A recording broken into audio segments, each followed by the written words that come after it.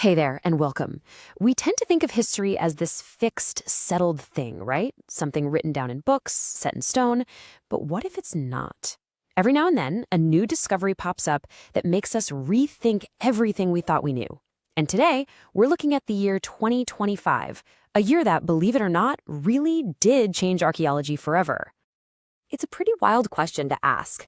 What if the stories we've been telling ourselves for generations about our earliest ancestors are just a little bit off?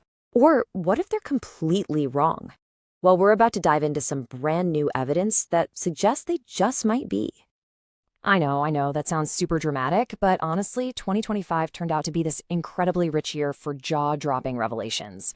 All around the world, new finds and amazing new technologies forced us to literally rewrite whole chapters of our ancient past, from how societies were structured to where our oldest rituals even came from. Okay, so our first stop takes us to modern-day Turkey, to one of the world's very first large communities. It's a 9,000-year-old city called Çatalhöyük. And for decades, this place has been a source of total fascination and a whole lot of mystery. For the longest time, Çatalhöyük was a real head-scratcher for archaeologists. You had this huge, packed city with no streets. People literally walked on the roofs and climbed down ladders to get into their houses. But here's the weird part. They couldn't find any palaces or big monuments, nothing to suggest a king or ruling class. So the best guess? It must have been this amazingly equal, egalitarian society. But that long-held idea was about to get completely flipped on its head. A team of researchers managed to do something incredible. They analyzed the DNA from 131 people who were buried right underneath the city's houses. And what they found? Well, it was absolutely stunning. The DNA evidence painted a totally different picture. It showed that households were actually built around the women. Men would move into their female partners' homes, not the other way around. And that social hierarchy they couldn't find, suddenly it was crystal clear. Women were 5 times more likely to be buried with valuable stuff. This wasn't just some flat, equal society. It was a place where women held a huge amount of status and influence. It totally challenges our basic ideas about how the first cities were run. And that's really the heart of it. Researchers are still careful not to call it a full-on matriarchy, but this genetic evidence has completely reshaped how we see one of humanity's first great settlements, more than 9,000 years ago. Just amazing. Okay, next up, our journey is taking us out into the middle of the Mediterranean Sea, to the beautiful, isolated island of Malta. Because here, a very recent discovery is making us completely reimagine what our prehistoric ancestors were capable of. For ages, the story of Malta seemed pretty straightforward. We thought we had it figured out.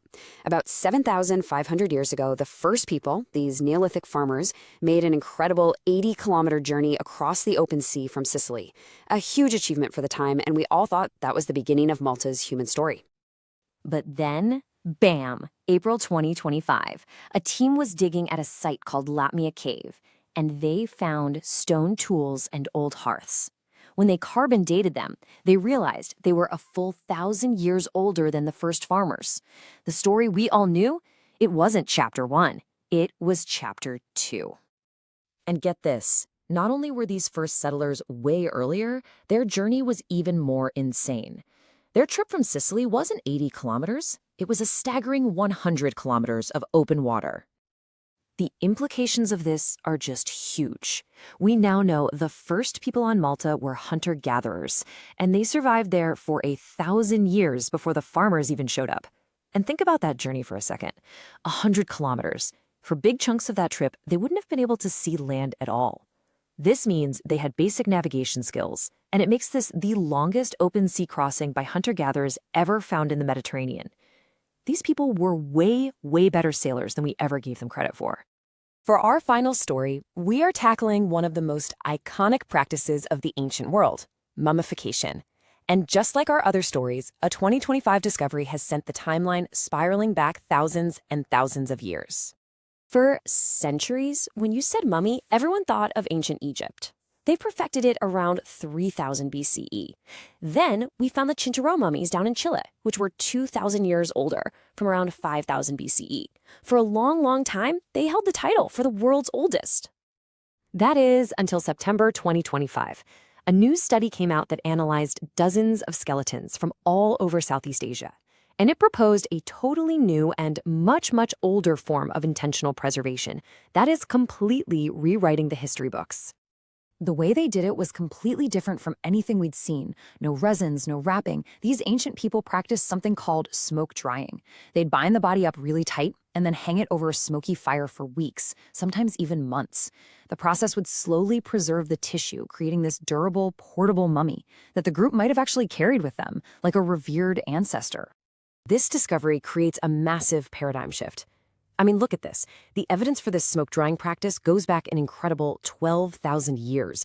That pushes the origin of making mummies back by 5,000 years, making it way older than even the chinchorro.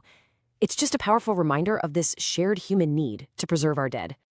So, from female-led societies and epic prehistoric sea voyages to the real origins of mummification, all these discoveries from 2025 remind us of one simple truth. Our past is not a finished book. Not at all. It's this dynamic, constantly changing story that we're still uncovering, one incredible find at a time. All of this just proves that there are still profound, mind-blowing secrets buried right under our feet, just waiting to be found. And it leaves us with one thrilling final question. What else is out there? And what on earth are we going to discover next?